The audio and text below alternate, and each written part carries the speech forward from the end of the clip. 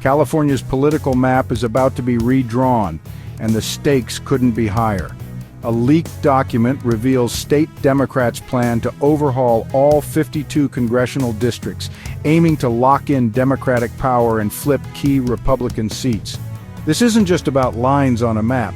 It's a bold move to shift the balance of power in Washington, D.C.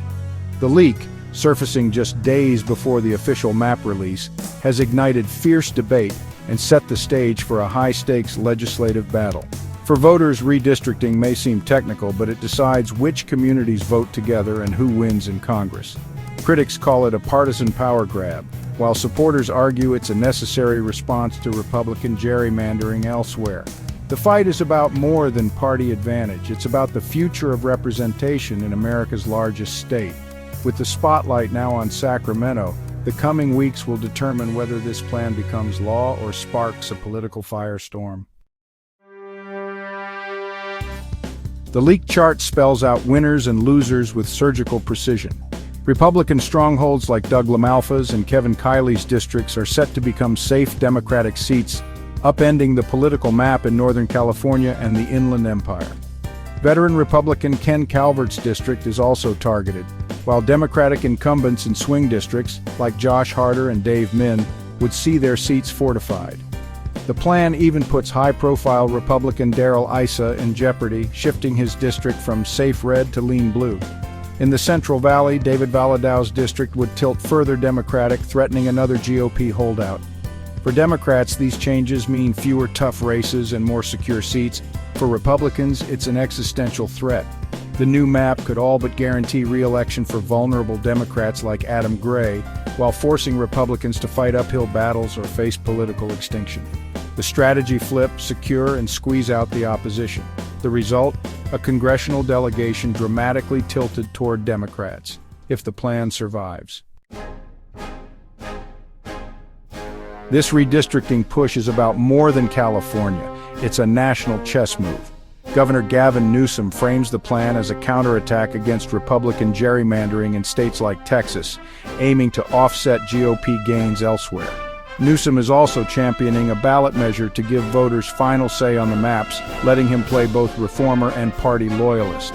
This dual strategy lets Democrats fast-track their map, while Newsom appeals to voters wary of backroom deals. For Newsom, it's a chance to burnish his national profile, tough on Republicans, but committed to Democratic principles. The party's goal is clear: lock in a decade of congressional dominance and make it harder for Republicans to win the House. Newsom's role: provide political cover and a compelling narrative for a high-stakes power play.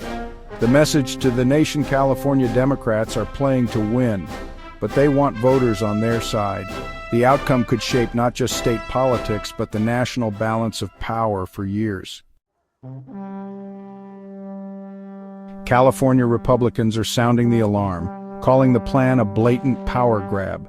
They argue Democrats are betraying voter-approved reforms that took redistricting out of politicians' hands.